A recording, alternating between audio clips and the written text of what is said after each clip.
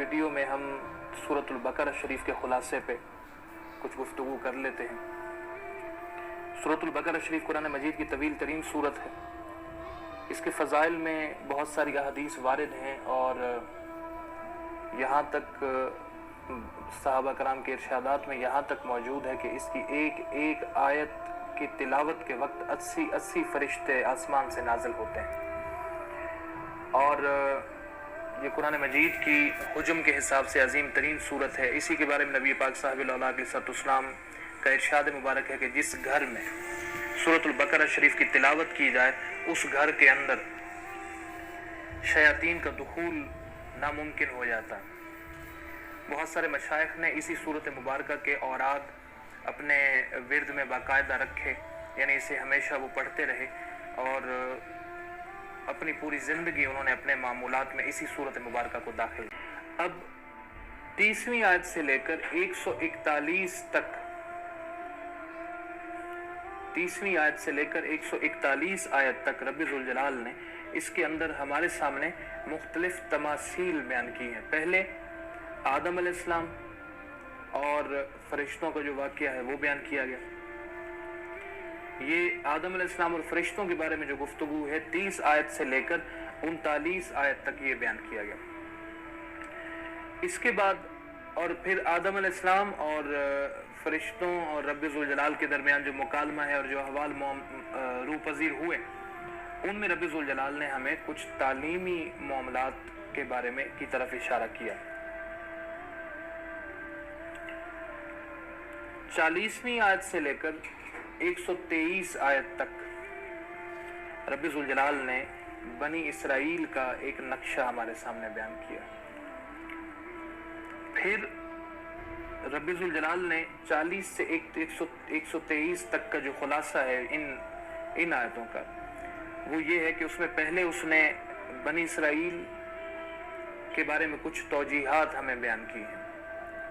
उसमें बनी इसराइल का कुछ ना कुछ तारुफ भी है, उनके अफ़आल, उनके आमाल, उनका किरदार, इसके बारे में कुछ चीज़ें उसने हमें बयान कर दी हैं। 49 आयत से 62 आयत तक उसने ये बयान किया है कि रब्बुल ज़ुल जलाल ने बनी इसराइल पर क्या क्या फजल फरमाया था और उन्हें क्या क्या नेमतें अता की थी।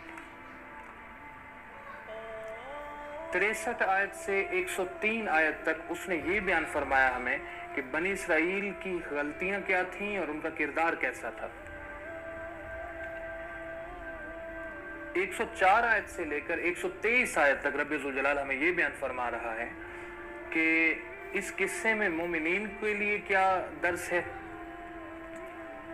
इस किस्से के अंदर मोमिनीन के लिए क्या दर्स है, और जो अहले किताब हैं यानी यहूद और नसारा, इन दोनों के जो मवाक़िफ़ हैं, इनके जो नज़रिए हैं और इनके जो मौक़िफ़ात हैं, वो हमें रब्बुल ज़ुल जलाल ने बयान किए। 124 आयत से लेकर 141 आयत तक अब रब्बुल ज़ुल जलाल ने हज़रत इब्राहीम अलैहिस्सलाम का तज़किरा फरमाया, जिसके अंदर उस करीम रब ने हमें इब्राहीम अलैहिस्सलाम की सूरत और सीरत की मिसल पेश करके हमें ये समझाया है कि तुम्हारे लिए निजात का ज़रिया ये अंदाज है जो इब्राहीम अलैहिस्सलाम ने इख्तियार किया।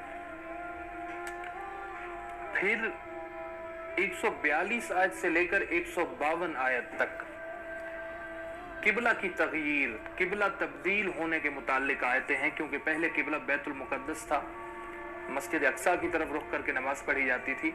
नबी पाक इस्लाम के ज़माना मुबारक में मक्कतुल मुकर्रमा को किबला करार दे दिया गया, तो हुजूर नबी करीम अलैहिस्सलाम को जो इस मामले में अहकाम दिए गए वो यहाँ 142 आयत से लेकर 152 आयत तक 10 आयतों में बयान किए गए।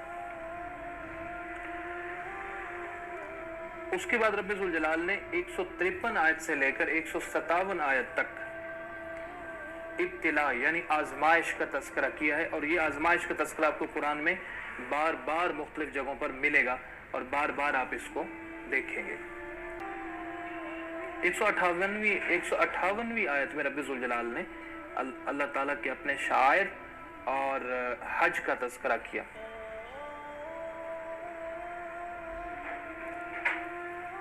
159 आयत से लेकर 163 आयत तक رب ذوالجلال نے اہل کتاب کا تذکرہ کیا ہے 159 سے 163 تک. یہ 4 آیتیں اہل کتاب کے تذکرے میں ہیں.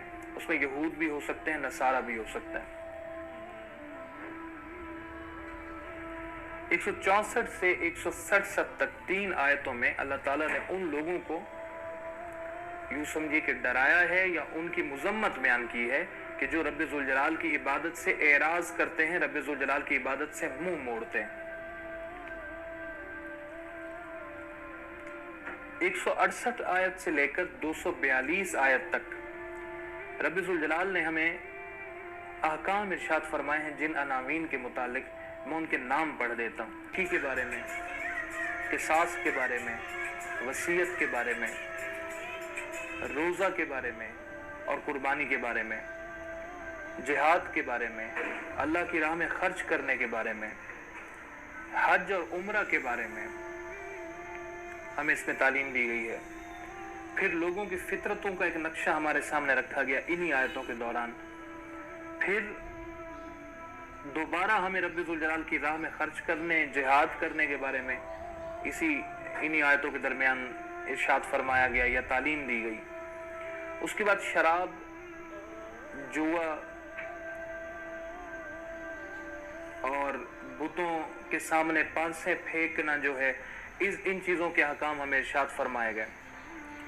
پھر اس کے بعد یتیموں اور عورتوں کے حقوق کے بارے میں ہمیں رب ذوالجلال نے اس میں تعلیم دی ہے. یہ کہاں سے 168 آیت سے لے کر اور 242 آیت تک اس میں یہ ساری چیزیں, یہاں تک 168 سے 242 تک اس میں مختلف یہ چیزیں رب ذوالجلال نے بیان فرمائی. اب 243ویں آیت سے لے کر 254ویں آیت تک رب ذوالجلال نے جہاد کے متعلق ہمیں ارشاد فرمایا ہے. یہ 9 آیتیں ہیں 243 سے 254 تک. ان میں رب ذوالجلال نے جہاد کی طرف ہمیں دعوت دی ہے, جہاد کے رستے میں اپنا مال خرچ کرنے کی طرف ہمیں رب ذوالجلال نے تعلیم دی ہے. پھر جہاد ہی کے معاملے میں رب ذوالجلال کیسے اپنے ماننے والوں کو یوں سمجھے کہ ان کی طرفداری فرماتا ہے, یا اعلاء کلمت اللہ کے لیے جہاد کرنے والوں کو اللہ تعالیٰ کیا کچھ ان کی طرفداری یا ان کی حمایت یا ان کی مدد یا نصرت کرتا ہے, اور کون سے ایسے افعال ہیں جن کے ذریعے جہاد کرنے والے بھی رب کی مدد سے محروم ہو سکتے ہیں. ان کے متعلق ہمیں رب ذوالجلال نے 246ویں آیت سے لے کر 252 آیت تک ہمیں سمجھایا. اور 253 سے 254 یعنی یہ جو ایک آیت ہے بیچ میں, اس میں اللہ تعالیٰ نے تاکیب ارشاد فرمائی ہے. تاکیب بعد میں آنے والی چیز کو بھی کہتے ہیں, اور عمومی طور پہ وہ کلام ہوتا ہے کہ جو سب سے آخر میں احتیاط کے طور پر ارشاد فرمایا جاتا ہے, یا کسی کو ایک آخری مرتبہ جاتے جاتے, ایک روانہ ہوتے ہوتے ایک احتیاط بتا دی جاتی ہے, اس کو بھی عرب میں تاکیب کہتے ہیں. تو یہ آیت مبارکہ تاکیب پہ ہے, ہمیں احتیاط کی جو تنبیہ کی گئی ہے. وہ سمجھ میں آنے والی بھی بات ہے کہ ابراہیم علیہ السلام ایک غریب خاندان کے ایک شخص تھے, اور نمرود اس دور میں دنیا کا ایک طاقتور ترین بادشاہ تھا. اور ایک طاقتور ترین بادشاہ ایک شخص کو اپنے طریقے پر لانے میں کامیاب نہیں ہو سکا. اور اس کی وجہ کیا ہے؟ کیونکہ وہ جو شخص جو ظاہری طور پہ مالی طور پہ غریب تھا, باقی نسب تو سارے انبیاء کے ہمیشہ بہت اعلیٰ اور بہت بہترین رہے ہیں. تو مالی طور پہ اگر غربت تھی, لوگوں کی طرف سے غربت تھی کہ لوگ ان کی طرفداری کرنے والے کوئی نہیں تھے, سب کفار تھے. لیکن امیر ترین بھی تھے ان معنی میں کہ رب ذوالجلال کی حمایت, رب ذوالجلال کی طرفداری ان کی طرف تھی, تو پھر انہیں کیسی غربت اور کیسی پریشانی. تو بہرحال ابراہیم علیہ السلام کے کردار میں رب ذوالجلال نے ہمیں بہت ساری چیزیں سمجھائی ہیں, اور وہ یہاں پہ موجود ہیں اس آیت مبارکہ میں. پھر 259 آیت میں رب ذوالجلال نے حضرت عزیر علیہ السلام کی طرف ہمیں اشارہ کر کے کچھ ان کی تعلیم کے بارے میں ارشاد فرمایا. اور پھر 260ویں آیت میں ابراہیم علیہ السلام کا وہ واقعہ بیان کیا جس میں آپ نے یہ سوال کیا کہ الہ العالمین تو مردوں کو کیسے زندہ کرتا ہے. تو اس کے متعلق جو تفصیل ہے وہ 260ویں آیت میں موجود ہے. 261 سے 283 آیت تک اللہ تعالیٰ نے ہمیں معاملات مالیہ کے بارے میں کچھ چیزیں ارشاد فرمائی ہیں.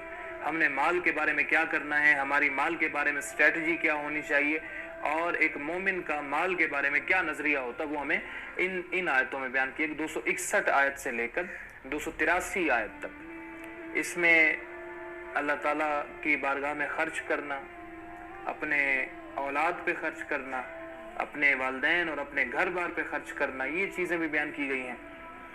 سود کی حرمت انہی آیتوں میں بیان کی گئی ہے، اور دین یعنی قرض دینے اور لینے کے بہت سارے امور کو انہی آیتوں میں بیان کیا گیا. تو یہ سورت بقرہ شریف کا ایک خلاصہ تھا جو میں نے آپ کے گوش گزار کر دیا. اللہ تعالیٰ ہمیں اس سورت میں موجود احکام، نواہی، نصیحت اور حکمت، ان چیزوں پر عمل کرنے کی توفیق عطا فرمائے. جاتے جاتے ایک قول بھی میں آپ کو عرض کر دوں. بزرگوں کا قول ہے کہ یہ وہ سورت ہے جس کے اندر 1000 حکم دیے رب ذوالجلال نے. 1000 چیزیں ایسی ہیں جس سے اس نے منع فرمایا، 1000 نصیحتیں فرمائیں اور 1000 حکمتیں ارشاد فرمائیں. تو اس لیے یہ سورت مبارکہ بہت عظیم، بہت رفیع الشان، بہت عظیم القدر سورت ہے. اللہ تعالی ہمیں اس کی قدر کرنے کی توفیق عطا فرمائے.